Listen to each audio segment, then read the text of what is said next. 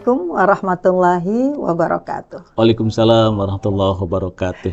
Bismillahirrahmanirrahim. Alhamdulillahirabbil alamin wa bihi nasta'inu ala umurid dunya waddin. Wassalatu wassalamu ala asyrafil anbiya'i wal mursalin sayyidina Muhammadin wa ala alihi wa sahbihi ajma'in. Amma ba'd. Apa kabar sahabat Penais Dakwah DKI Jakarta? Di kesempatan ini kami dari IPARI Jakarta Pusat menemani sahabat semua untuk menggali ilmu maupun menambah ilmu tentang narkoba. Dan bersama saya ada pelaku langsung. Ini maaf Pak Hadi, kita sebut pelaku langsung tapi ternyata bukan untuk pelaku narkobanya, tapi pendampingannya tadi. Baik, bersama saya sudah hadir Bapak Haji Hadi Rosyadi. Izin Pak Hadi untuk menyampaikan label-label Pak Hadi di sini. Beliau sebagai Ketua IPARI Kota Jakarta Pusat, juga di wilayah, Provinsi. Beliau sebagai Wakil Ketua 2 IPARI Provinsi DKI Jakarta, dan ini yang paling tinggi adalah di PP Pusat, yaitu IPARI Bidang Lintas Sektoral dan Informasi Publik. Gitu. Dan di samping itu beliau juga sebagai Ketua Matlaul Anwar Provinsi DKI Jakarta. Di MUI DKI Jakarta, beliau sebagai Bidang Kesehatan Lingkungan dan Lingkungan Hidup. Juga ini yang terpenting tadi, ketika saya bilang sebagai pelaku, beliau adalah pelaku pendampingan dari korban-korban tadi, yaitu tugas beliau sebagai penyuluh di Lapas Salemba, yaitu sebagai pembina rohani. Assalamualaikum Pak Hadi. Waalaikumsalam warahmatullahi wabarakatuh. Alhamdulillah. Ini rasanya membaca label Bapak banyak sekali. Ini mungkin 24 jam kurang bagi Bapak begitu ya. Oke. Sebagai pembuka hari ini kita akan bicara tentang remaja dan penyalahgunaan narkoba. Sebelum saya masuk kepada pertanyaan Pak, apa yang Bapak temui di lapas? Langsung itu dulu. Silakan Pak. Baik, Assalamualaikum warahmatullahi wabarakatuh. Sahabat Penais Jawa yang berbahagia. Terima kasih juga kepada host Ibu Apo, saya biasa manggil Ibu Apo. Nama lengkapnya Hajah Siti Mudliyati Fauziah. Terima kasih sudah membersamai kami. Pada kesempatan hari ini memang kami mendapatkan amanah untuk menyampaikan sekedar informasi maupun pengalaman kami pembinaan narkoba terutama di Lapas Salemba. Betul. Kami sebagai pembina rohani di Lapas Salemba sejak tahun 2010 hingga sekarang. 14 tahun? 14 tahun di sana. Banyaklah pengalaman-pengalaman kami di Lapas Salemba. Yang jelas Lapas Salemba itu penghuninya itu 90% adalah korban narkoba. Atau 90% adalah kasus narkoba. Dari 90% kasus narkoba, itu 80%-nya mereka di usia produktif.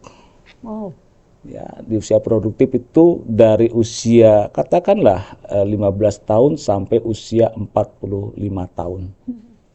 Itu mereka korban-korban masalah narkoba. Dan Bapak hadir di sana ya? Saya hadir di sana. Oke.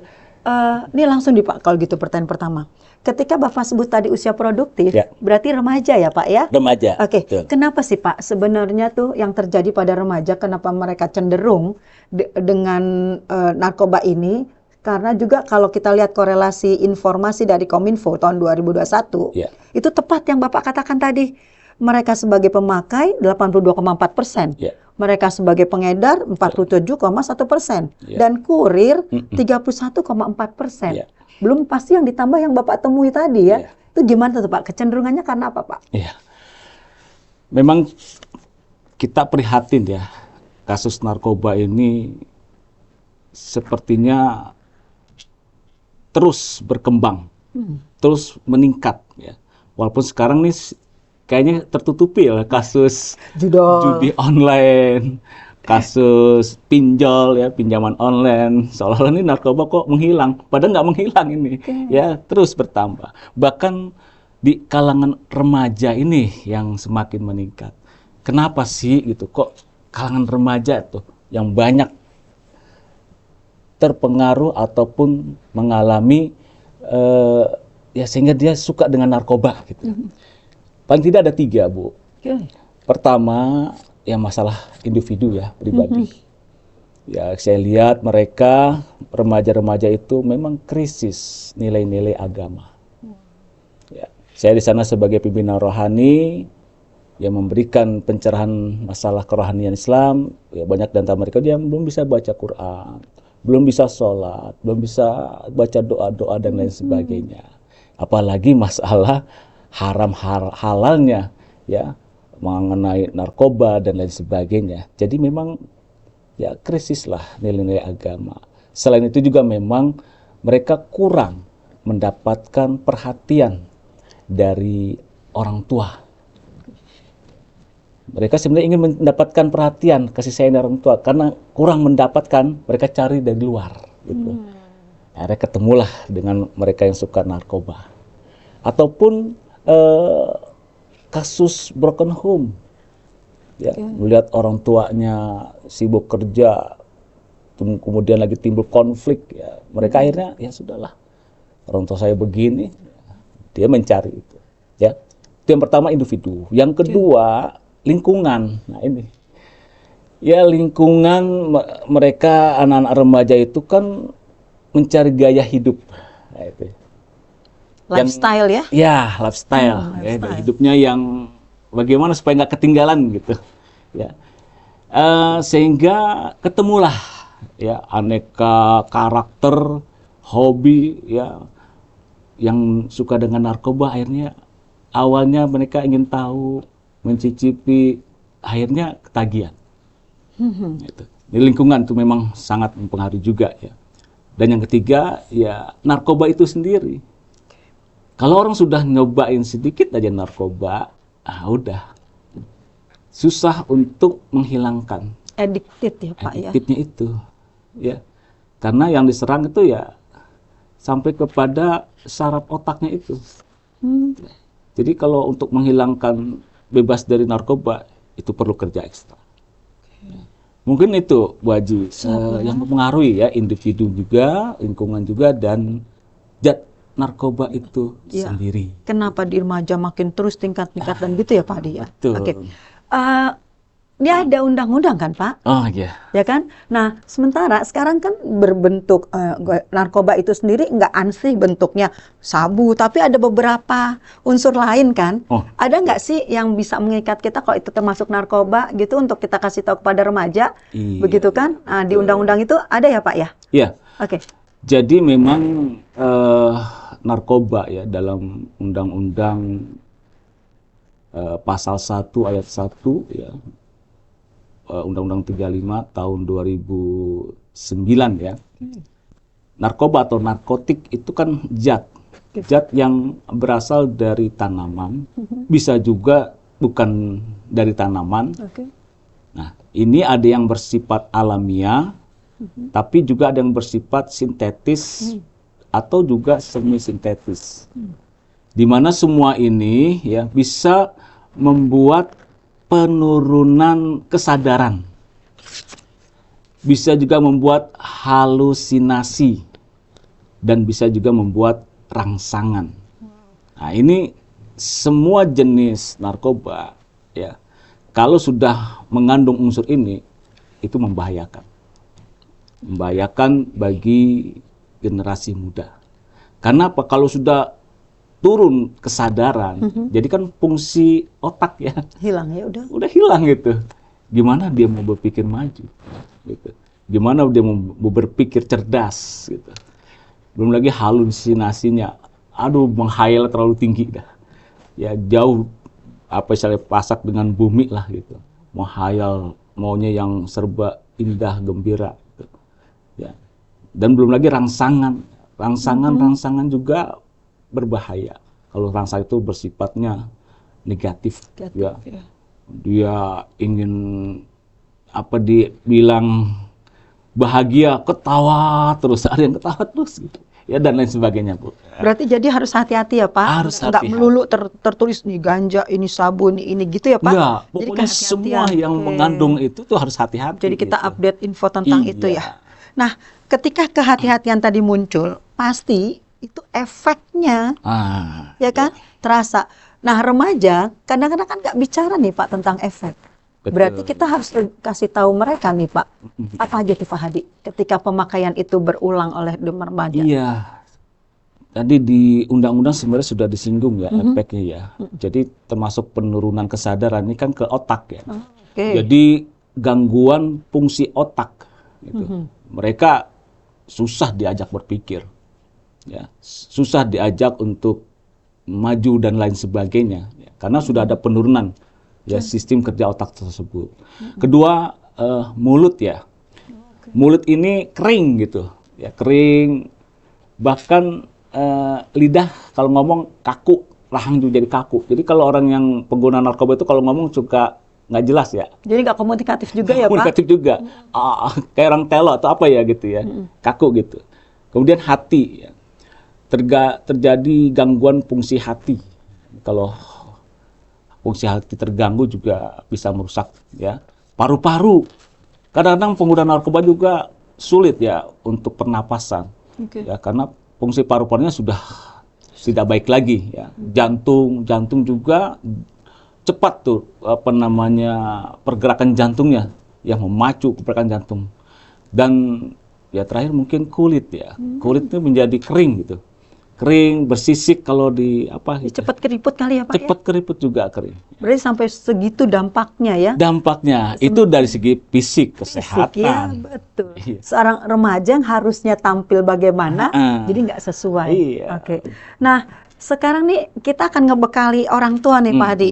Iya. Kira-kira apa yang orang tua harus tahu kalau anaknya nih terpapar narkoba nih? Bisa kasih masukan nggak nih sebagai bekal buat orang tua? Iya. Ya, saya juga kadang-kadang suka melihat langsung ya pengguna narkoba dari fisiknya, dari perilakunya udah kelihatan gitu ya. Oke. Seperti kalau ada yang begadang 3 hari kuat gitu, dia nggak tidur begadang kuat gitu. Juga matanya terang gitu, nggak sayu. Begadang 3 hari matanya terang nggak sayu. Aneh, gitu, Pak. ya. Aneh gitu. Ini orang kuat gitu, ya. Bahkan makan pun jadi males dia, ya. Makan males, ya. Ditawarin makan, walaupun ditawarin paksa, kali sedikit gitu, jadi males lah gitu. Dan suka banyak bicara ya, banyak ngomong, kok kuat gitu ya. Dia banyak ngomong, dan bibirnya karena kering, jadi suka dibasahin Bu pakai lidah. Oh, oke. Gitu, Itu kata- ciri itu ya Pak? Nah, itu biasanya pengguna sabu itu Bu. Oke, Ya, sabu dia ya. dopingnya luar biasa gitu. Begadang kuat, makan kurang, ya, ngomong banyak, itu sabu lah. Gitu. Ya. Tapi ada juga yang dia suka ketawa lah gitu, ketawa, ceria terus, ceria gitu. Tapi sungguhpun dia banyak ketawa, ceria, matanya merah gitu. Kan kebalikannya ya, banyak ketawa kok mata merah gitu. Oke. Kemudian juga apa ya, mereka itu kagak ngantuk lah gitu. Gitu ya. Nah ini biasanya pengguna ganja. Ganja. Kalau udah mata merah, ketawa-ketawa, itu udah ganja gitu. Udah ganja ya. Tapi juga ada yang apa namanya, mukanya kayak pengok, apa sih namanya? Gitu ya, nggak simetris Nggak gitu simetris kali gitu ya, Pak ya. ya, ketika Miring-miring kita lah lihat. gitu ya. Ah. Terus kalau duduk kaki nih gerak-gerak sendiri gitu, nggak bisa diam, kaki gerak gitu, ya. Tergantian kayak kanan, kayak kiri gitu ya. Pokoknya ada gerakan kaki lah gitu ya. Nah, itu biasanya INX itu ya, pengguna INX. Jadi dari situ kita kelihatan, oh ini pengguna INX. Berarti orang tua juga mesti tahu kebiasaan anak ya Pak? Kebiasaan anak. Ini dia tidur apa enggak di dalam kamarnya, itu Iya. ternyata penting untuk memantau tadi ya Pak ya? Betul. Oke Iya. deh, ini kita cuma sekelumit loh Pak bicara penyalahgunaan narkoba Iya. pada remaja. Betul. Mungkin di waktu lain ini kita bisa menggali lebih jauh, lebih dalam tentang remaja, kenapa kecenderungannya dengan narkoba tadi. Oke, Betul. sebagai akhir dari pembicaraan kita, pesan Pak Hadi Iya. untuk remaja dan untuk orang tua? Silakan Iya. Pak Hadi. Sahabat Penais Jawa dimanapun berada, ya kita, ya kami kebetulan sebagai penyuluh agama juga, ya sangat berkewajiban untuk memberikan pencerahan ya kepada generasi muda tentang bahaya narkoba ini. Apalagi dalam Al-Quran sudah jelas, ya banyak ayat Al-Quran yang menerangkan tentang larangan ya narkoba. Walaupun tidak disebutkan dalam Al-Quran itu narkoba, Bu, ya.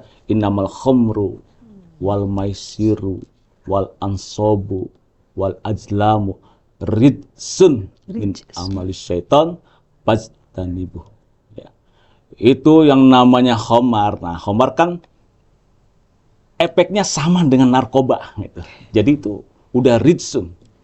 Ya, udah najis lah. Kalau Allah bilang najis itu apa ya? Karena perbuatan setan, jauhi gitu. Ya, jauhilah gitu. Ya, jadi ini tidak boleh. Dalam agama sudah jelas dilarang. Ya. Jangan dekati narkoba, apalagi menggunakan narkoba. Akan merusak, ya, merusak semuanya, mentalnya, fisiknya, psikologinya dan lain sebagainya. Karena itu kepada orang tua, ya, tolong tanamkan, ya, nilai-nilai agama kepada anak-anak sejak dini. Tolong jelaskan bagaimana pergaulan yang baik dan tolong juga berikan pencerahan tentang ajaran-ajaran agama mana yang halal, mana yang haram, ya, sehingga anak-anak kita generasi muda bisa ya terhindar dari ancaman bahaya narkoba. Dan saya sendiri sebagai pembina rohani di Lapas Salemba sangat prihatin ya, generasi muda banyak sekali terkena kasus narkoba. Mudah-mudahan mereka mendapatkan kesadaran setelah keluar dari lapas. Baik, terima kasih banyak Pak Hadi. Dan ditunggu pelajaran kita selanjutnya tentang narkoba ini ya Pak Hadi ya. Sama-sama. Sehat selalu dan sukses dengan tugas Bapak sebagai pendamping pembina rohani di Lapas Salemba. Demikian sahabat Penais Jawa DKI Jakarta, usai sudah bincang kita tentang remaja dan penyalahgunaan narkoba. Mohon undur diri. Assalamualaikum warahmatullahi wabarakatuh.